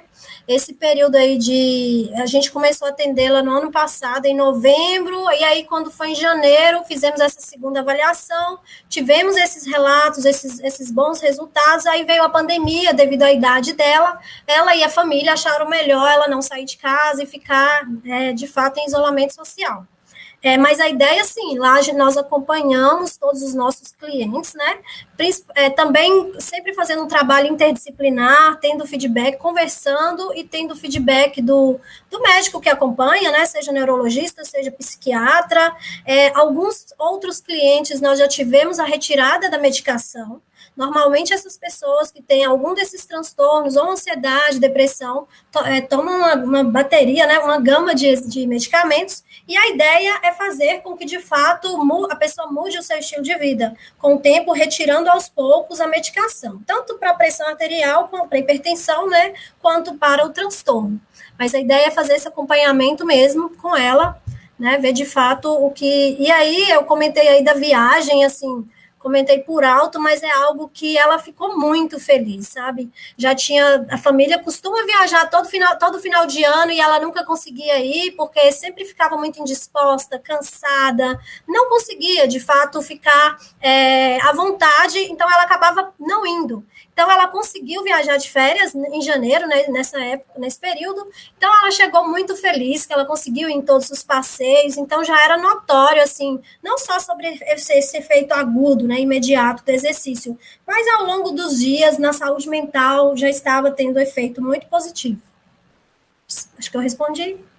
Sim, com certeza. Parabéns, Luciana, parabéns à equipe, o grupo todo, né? A gente consegue aí também, a nível local, evidenciar, mostrar estudos também de outras naturezas, né? Ultrapassando as barreiras aí das propostas de estudos mais ampliadas. Então, parabéns a você pela apresentação, ao grupo pela proposta, e o que eu espero é realmente que vocês continuem aí mostrando esses formatos de tipos de estudos diferenciados, para a gente possa aprender cada vez mais com isso. Parabéns, Luciana e a equipe. Obrigada, eu passo a palavra. Obrigado, professora Rosângela. Passo a palavra para a professora Mariana. Bom dia, Luciana. Bom dia. Parabéns pela sua apresentação, uma apresentação muito clara, tá? Você explorou muito bem o seu trabalho. E eu tenho alguns questionamentos, né? O primeiro, de curiosidade, principalmente porque você fala, né, dessa mudança de hábito para que essa pessoa ela consiga fazer, né, se adequar ao tratamento. E como que vocês lidaram com isso com uma pessoa de 73 anos de idade, né? Se a gente parar para pensar, as pessoas elas não conseguem, né, fazer essa mudança, principalmente quanto mais velho for essa pessoa, mais ela se fecha para essas mudanças. Como que vocês fizeram, né, para conscientizar ela para essa mudança de hábito? Olha só, de fato, né, eu acho que qualquer pessoa, na verdade, quando ela inicia o processo de fazer atividade física, de fato é um desafio. Eu acredito que no caso de Dona Flor, primeiro que a filha dela é na área da saúde, sempre ficava incentivando, insistindo. Então, acho que isso contou muito para que ela tomasse essa decisão e continuasse fazendo, né, os exercícios, enfim, mudar seu estilo de vida. Mas, no segundo ponto, principalmente, eu acho que foram os efeitos dos efeitos que o exercício causou na vida dela. Ela, 1 semana, 2 semanas, ela já conseguia sair do carro sozinha. Para ela, isso era uma independência muito grande. Então, eu acho que foi mais isso que a motivou a continuar. Ela era uma cliente, né? Eu acredito que ela deva voltar assim que passar essa pandemia, porque era uma cliente fiel e já ficava ansiosa também por ir na sessão, porque ela via, como era uma pessoa totalmente sedentária, a partir do momento que ela passou a fazer um fortalecimento muscular e ver os efeitos rapidamente, isso motivou ela bastante. Eu acredito que foi isso, no caso dela. Ok. Uma outra questão que eu tenho para você é que você chegou a falar, né, do treinamento, da intervenção que foi realizada com ela, e vocês falaram que no programa de treinamento dela, a sessão de treinamento era de 30 minutos, 2 vezes por semana. Isso. Essa recomendação, como que vocês, com base em que você tiram essas recomendações? A gente se baseou na prescrição, nas recomendações da Organização Mundial da Saúde, né? De acordo com a Organização Mundial da Saúde, quando é um exercício totalmente aeróbico, a pessoa pode fazer precisa fazer no mínimo 150 minutos por semana. E quando é um trabalho de fortalecimento, 60 minutos seria o suficiente. E devido à disponibilidade dela também, né, ela poderia ir mais vezes, mas devido à disponibilidade dela, esse tempo. É isso que você perguntou? E uma outra questão, rapidamente, só para finalizar, sobre o Exergame. Você chegou a citar o Exergame, mas não chegou a falar o que é o Exergame. Eu queria só que você falasse rapidamente sobre o que é o Exergame. O Exergame é uma atividade física interativa, onde você liga de fato, né, liga o videogame e você faz uma interação com o monitor, com a televisão, ou seja, com qualquer tipo de monitor, em que você tem uma plataforma, vários jogos, alguns dos jogos têm uma plataforma, você sobe em cima e você interage com o jogo fazendo movimentos, exercícios físicos. Tanto o trabalho, como eu disse, é uma atividade dupla tarefa, tanto o trabalho motor quanto o trabalho cognitivo. Ok, explicou. Obrigada, Luciana. Eu finalizo aqui a minha fala e parabéns novamente pela apresentação. Obrigada. Obrigada, professora Mariana. Obrigado, Luciana.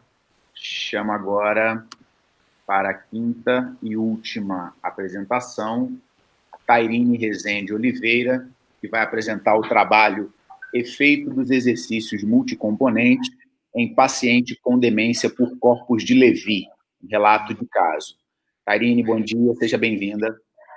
Bom dia a todos. Deixa eu colocar minha apresentação.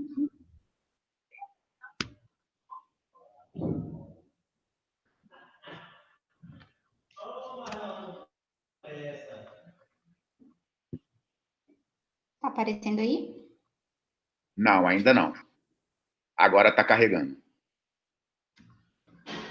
Ok, está aparecendo, Tairine, fica à vontade. Bom dia, meu nome é Tairine, eu sou profissional de educação física do Hospital Doutorinho, trabalho no Anex, e eu trouxe hoje para vocês o efeito dos exercícios multicomponentes em pacientes com demência, em paciente com demência por corpus de Levy, um relato de caso, orientado por Renato Sobral. Bom, aqui tem um roteiro, eu vou abordar a fisiopatologia, sintomatologia, tratamento, o caso, a metodologia usada, os resultados e as considerações finais. A demência por corpus de Levy, ela é a terceira demência mais comum, né? Então, de acordo com o DSM-5, essa demência ela ocorre devido ao excesso de produção da proteína alfa-sinucleína, né, nas células neurais. Então, esse acúmulo anormal, elas vão se alocarem para perto do núcleo e elas vão se replicando, e isso também vai para os outros neurônios. Então, esse excesso de corpus de Levy dentro dessa célula neural faz com que tenha problemas entre as vias neurais, entre o funcionamento da célula e, principalmente, a morte do neurônio. As principais áreas do cérebro que são atingidas, né, é o estriado e o córtex cerebral. Nessa imagem aqui abaixo, o Halliday, ele traz para a gente 3 imagens de 6 estágios, né? O estágio 1 e 2, ele traz para a gente na parte dos primeiros sintomas, né, que é o parkinsonismo. O parkinsonismo é um dos primeiros sintomas onde os corpos de Levy, eles estão ali nessa área e não está totalmente no córtex ainda, né? Então, os primeiros sintomas, alguns distúrbios autonômicos e olfatórios também. E a maioria dos médicos, né, eles esperam 1 ano, né, do desenvolvimento desses sintomas para diagnosticar se realmente é os corpos de Levy. Se depois de 1 ano aparecer os sintomas cognitivos, então não é considerado uma doença de Parkinson, que também tem essa área atingida. No estágio 3 e 4 já começam a ter alguns distúrbios de sono, que é uma característica muito forte dos corpos de Levy, e distúrbios motores também. Nessa área, o córtex, a parte cortical, né, a parte do córtex frontal, as alterações de humor, já são mais presentes os sintomas, esses sintomas de demência já começam a ser mais aparentes. E no estágio 5 e 6, que geralmente é feito o diagnóstico, né, os corpos de Levy estão mais presentes para aparecer em exames, enfim, tomografias, ele já abrange essa parte toda do córtex, e os distúrbios cognitivos são mais presentes, emocionais também, fazendo com que a pessoa tenha os sintomas mais aparentes, né? Sobre os sintomas, eu trouxe aqui os sintomas principais, né? O RISO, ele fez uma revisão sistemática sobre os diagnósticos, e o consenso, ele o último consenso foi em 2005 sobre o diagnóstico Corte-Levy, então é uma coisa muito recente. Então, eles aqui tem pontos principais que identificam e diferenciam tanto da doença de Alzheimer quanto da doença de Parkinson. O primeiro deles é psicose e paranoia, principalmente com animais. A mudança de humor, que é característica da demência também. Esses pacientes também desenvolvem uma depressão, né, uma depressão maior. Essa perda de memória, e a característica do Corte-Levy é a perda de memória, né, de curto prazo. Então, a atenção dele não é tão boa, a concentração, não consegue focar, né? Então, tudo que for aqui rápido, ele não consegue guardar. Então, a característica de memória de curto prazo é mais presente. Perda transitória de consciência. Então, esse tipo de paciente, ele vai ficar olhando para o espaço, olhando para o nada. Talvez você pergunte e ele não responda. Então, isso são características, né? Essa perda transitória de consciência. E, por fim, os sintomas parkinsonianos, né? Que tem ocorre, né, as quedas, a postura ela também fica curvada. Então, tem essa rigidez muscular, né? Principalmente as partes axiais também são as mais atingidas. E a motricidade fina também é uma das mais atingidas da parte física, os sintomas Corte-Levy. Nos tratamentos, né, os farmacológicos, são usados psicóticos para controlar essas paranoias e alucinações que, em alguns casos, chegam a ser arriscados. O inibidor de colinesterase, ele é para o controle dos sintomas cognitivos, né? E o agonista de dopamina é para diminuir os sintomas, né, de parkinsonismo dos pacientes. Nos não farmacológicos, o Cooper, em uma revisão sistemática, ele traz para a gente os 3 principais, né? Na conclusão, ele conclui que a eletroconvulsoterapia, a estimulação cerebral profunda e o exercício físico aparecem como tratamentos não farmacológicos para esse tipo de paciente. Dentre os exercícios físicos, o exercício físico multicomponente, ele é um dos métodos utilizados principalmente para idosos, né, fragilizados, que é uma característica de idosos que têm demência. Então, o exercício físico multicomponente, de acordo com o Pilates, ele é composto por exercícios de resistência, equilíbrio, marcha, força muscular, né, que são benéficos para os idosos fragilizados. É um conjunto de exercícios que abrange áreas diferentes, né, várias capacidades físicas, melhorando a funcionalidade e diminuindo o risco de quedas dessas pessoas. Bom, no nosso caso, a senhora B tem 72 anos, do sexo feminino, né, frágil e diagnosticada por um neurologista com demência por Corte-Levy. Ela chegou, né, no ambulatório apresentando uma postura curvada e instável, uma marcha arrastada, com dificuldade para andar, para compreender perguntas, para se inteirar com o comunicador, né, e precisava de auxílio para andar. Né? Aqui no ambulatório de neurociência do exercício, nós fizemos a nossa primeira avaliação. Nossa avaliação foi composta por Mini-Mental, o FAB, o GDS-15, para o rastreio de depressão, a força de preensão manual, nós usamos o dinamômetro, o Up and Go, que é um teste para ver o tempo decorrido de levantar da cadeira até ir o cone e voltar, né? A pessoa tem que fazer um tempo menor possível. E o sentar e levantar para avaliar forças de membros inferiores. Após a primeira avaliação, pegamos as necessidades principais da paciente, né, os sintomas que estavam mais presentes, e montamos um treino personalizado para ela. Então, a escolha foi os exercícios multicomponentes, então, na sua ficha, era composta por aeróbico, exercício de força, exercícios cognitivos, exercícios de dupla tarefa também, marcha e mobilidade articular, né? Mobilidade. A sessão dela tinha durabilidade de 1 hora, uma vez na semana, que era a disponibilidade da paciente. E após 3 meses de intervenção, A segunda avaliação foi feita, sendo aplicados os mesmos testes.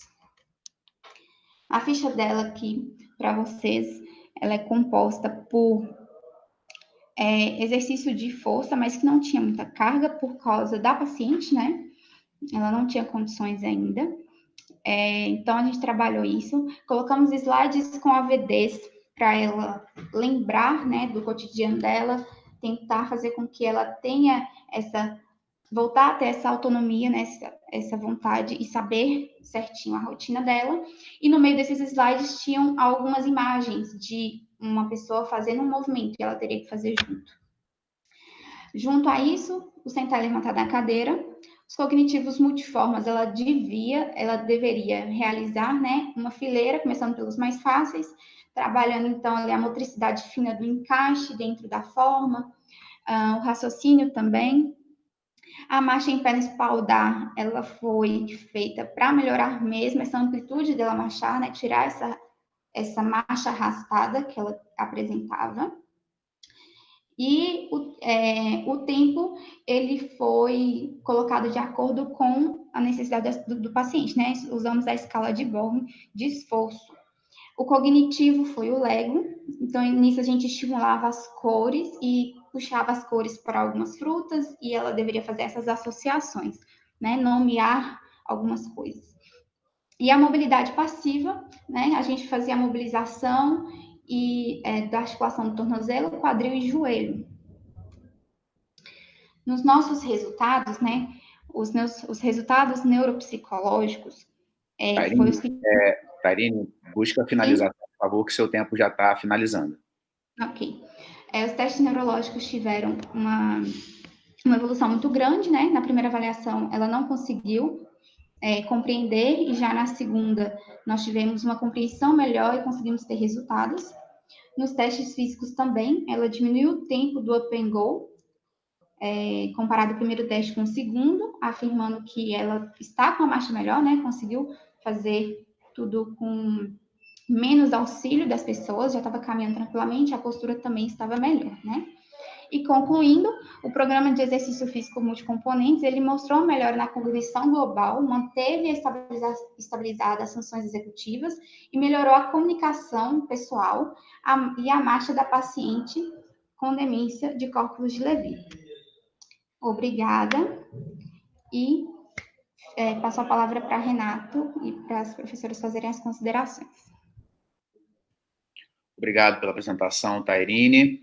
Passo a palavra para a professora Rosângela.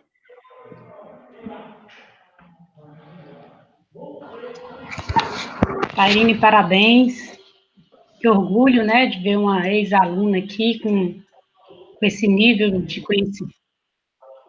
conhecimento, com esse envolvimento também, né, em pesquisas maiores. Parabéns, a gente fica muito feliz, fruto da casa e envolvida aí em grandes trabalhos, com uma serenidade gigante para apresentar, uma tranquilidade, isso demonstra também propriedade. Parabéns, Tairine. E a gente esbarra nessas questões de tempo, faz parte da academia, né, e a gente precisa cada vez mais se acostumar com isso.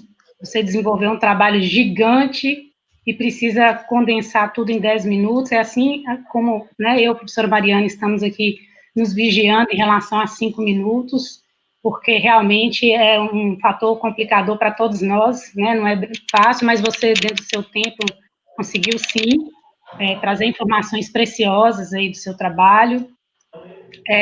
Eu fiquei bem curiosa, assim, é o segundo estudo de caso, né, com a intervenção, e a gente sabe que não é fácil para controlar todas as variáveis que estão ali exterior, né, à sua proposta, tanto do exercício físico, como das outras propostas que vocês apresentaram aí na metodologia de acompanhamento, e eu fiquei curiosa para poder perguntar a você se você acha que um tempo de uma vez por semana, 30 minutos, se não me engano, se ele foi um fator, assim, apesar que os efeitos, né, os resultados foram positivos, mas a gente pode considerar que ele foi um fator de limitação, mesmo com resultado positivo, ou você acha que não, que esse tempo a gente pode recomendar, por exemplo, que seu estudo ele pode recomendar com esse mesmo formato de exercícios que vocês propõem e das outras atividades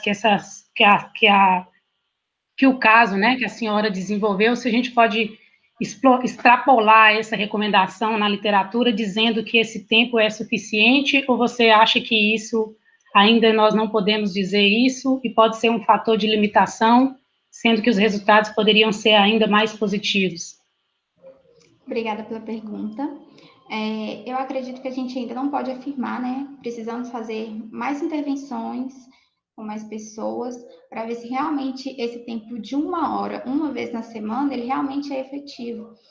Nesse meio tempo também de 3 meses, ela teve uma queda, faltou algumas vezes, mas mesmo assim ainda conseguimos ter um resultado positivo, né?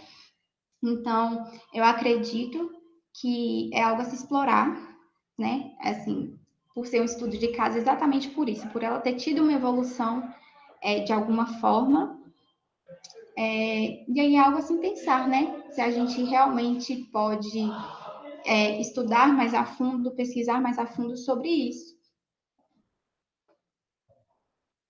Eu sei que o momento é limitador em termos de desenvolvimento de pesquisa dessa natureza, né, principalmente com idosos, e de dar continuidade a essa proposta, mas eu deixo aqui também a minha sugestão, né, que vocês façam testes de diferentes tempos também. Eu acho que as estratégias estão bem diversificadas em termos de acompanhamento, de propostas de exercícios, mas claro que o grupo já deve estar amadurecido e pensando sobre isso, né, mas como nós temos pessoas assistindo, é importante a gente falar sobre isso, né, que é preciso testar, preciso realmente fazer diferentes investigações, assim, em termos de tempo, eu acho que o modelo de proposta que vocês apresentam, com a diversidade de exercícios, ele está muito interessante, né, mas é a questão do tempo mesmo, da frequência por semana, da duração, que a gente precisa ampliar, né, os testes nesse sentido, mas, claro, a pesquisa essa é a proposta mesmo. Tem os desdobramentos futuros que irão acontecer. Parabéns pela apresentação, parabéns também por toda a equipe que compõe aí o seu grupo. Eu aproveito para finalizar a minha fala aqui. Renato, não sei se você vai voltar a palavra para mim, mas já queria antecipar aí, ou finalizar, aliás, agradecendo a vocês todos da comissão pelo convite. É um privilégio muito grande estar aqui. Eu acho que para todos nós que estivemos aqui, foi um privilégio muito grande, né, porque nós tivemos a oportunidade de aprender muito. Na verdade, eu mais aprendi do que contribuí, mas foi realmente um momento, um espaço bem significativo, de muitos conhecimentos diversificados dentro da proposta do exercício físico, da atividade física e da saúde. Eu não sei se eu antecipei minha fala, mas eu já queria deixar o registro de agradecimento. Parabéns, Tairine, muito orgulhosa de você, feliz com a sua caminhada, persista nela, tá? Você tem uma luz própria que está irradiando aqui. Parabéns. Muito obrigada. Obrigado, professora Rosângela. Passo a palavra para a professora Mariana. Bom dia, Tairine. Parabéns pela apresentação. Eu concordo com toda a fala da professora Rosângela. O trabalho de vocês, né, está sendo um trabalho espetacular, o que vocês estão fazendo, né, no laboratório. E a minha questão era juntamente com a questão da professora Rosângela, desse tempo de 1 hora e 1 vez por semana. Apesar de vocês terem conseguido, né, resultados maravilhosos, né, nesse intervalo de tempo curto, com 1 vez por semana, a gente consegue observar que vocês, em diversas variáveis que vocês investigaram, vocês conseguiram um resultado.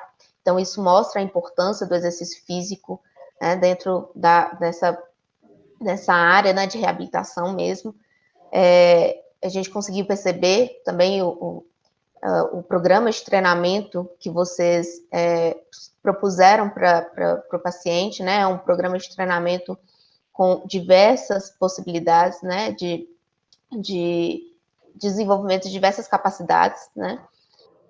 Então, eu achei muito interessante o trabalho. E eu tenho, assim, queria que você falasse rapidamente, né, aproveitando que a gente tem um pouquinho de tempo ainda, porque a sua finalização dos resultados, ela foi bem corrida. Eu queria só que você me falasse novamente, né, bem rapidinho, os principais resultados que vocês encontraram, né, nessa intervenção de frisar novamente, 1 vez por semana, uma hora. Então, os principais resultados foram os neuropsicológicos, né? Comparando a primeira avaliação com a segunda, ela compreendeu as perguntas e respondeu as perguntas. Então, a gente via realmente que ela estava entendendo e respondendo, principalmente, por exemplo, o GDS, que deu 10 pontos. Então, como ela chegou primeiramente, a gente não tinha noção, mais ou menos. Então, a gente conseguiu ter uma base do antes e do depois, né? Ver que ela compreendeu o teste para a gente foi surpreendente, sem precisar de ajuda, assim, de um parente do lado tal. A gente perguntava, ela respondia. Isso é bem claro. E no teste físico, o Up and Go, né? A análise da marcha, ela melhorou bastante. Então, ela diminuiu de 46 para 27 segundos. Então, foi, assim, 20 segundos de diferença, que foi, querendo ou não, 20 segundos, e para a gente foi muito surpreendente, porque como ela já estava com a postura curvada, caminhava passinho por passinho, e fazer a segunda avaliação e fazer mais rápido, para a gente foi satisfatório.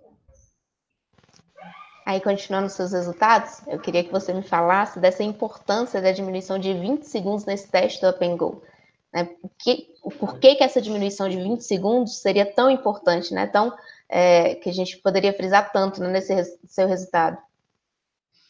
Essa diminuição, ela mostra que quanto menor o tempo, né, maior agilidade, maior equilíbrio essa pessoa ela está adquirindo com o treinamento. Então, ela tem um equilíbrio dinâmico, né? É um dos principais analisados no teste. E essa mobilidade, o passo, né, a passada da pessoa, a velocidade. Então, ela não pode correr no teste, ela tem que realmente andar. Então, avaliar isso mesmo, esse equilíbrio dinâmico, essa mobilidade da pessoa, agilidade.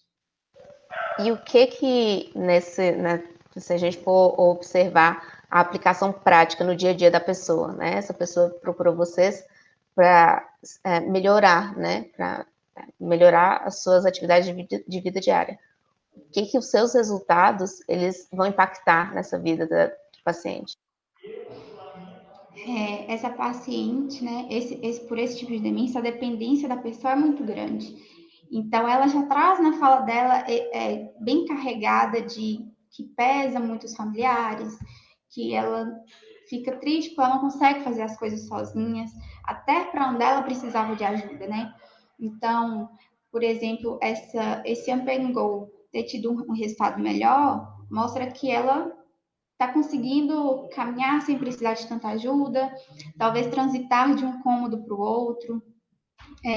Essa melhor comunicação, ela pode ter uma melhor comunicação com os cuidadores, conseguir pedir aquilo, pega aquilo para mim, ou demonstrar os sentimentos, né? Falar se está bem, se não está. Então, esse é o benefício assim, principal na rotina deles dentro de casa. Obrigada, Tairine. Novamente, parabenizar pela apresentação e mostrar, né, a importância da intervenção do educador físico, né, do profissional de educação física, para melhora, né, das capacidades de vida diária de diversos indivíduos, né, e já aproveitando também para finalizar minha fala, vou agradecer novamente pela participação, pelo convite, né, dos organizadores pela participação no evento, elogiar todos os trabalhos, né, não posso finalizar sem elogiar todos os trabalhos que foram apresentados nesse GT, trabalhos maravilhosos, bem escritos, bem desenvolvidos, né, e que nos trouxe, né, um modo diferente para visualizar a aplicação, né, da educação física, né, que seria a minha área, um novo olhar para a educação física, né? Então, para essas pessoas que estão, né, para os alunos que estão assistindo também, para que eles pensem, né, em quais são os caminhos que eles podem seguir dentro da educação física, né? E, novamente, parabéns pela apresentação. Eu passo a palavra para o professor Renato. Obrigado, professora Mariana. Já estendo também meu agradecimento à professora Rosângela. Então, a ambas, muito obrigado por aceitarem participar desse GT. Agradeço também a participação de todos que estão nessa sala, todos que apresentaram um trabalho, todos os trabalhos muito bem apresentados e conduzidos. Parabéns a todos vocês, seus grupos de pesquisa, seus orientadores. As apresentações foram ótimas, trabalhos de grande importância. Nós estamos com uma audiência no YouTube de mais de 90 pessoas participando desse GT, o que mostra a importância do assunto, a área da saúde, e o quanto os trabalhos foram robustos para chamar a atenção desse público. Muito obrigado. Obrigado a todos que contribuíram de alguma forma para que esse GT ocorresse. Eu me sinto muito satisfeito e orgulhoso de ter coordenado aqui essa discussão. Sem dúvida, esse foi um momento de muita aprendizagem, de muita riqueza para todos nós. Um abraço a todos e que tenhamos ainda um bom final de evento até a noite.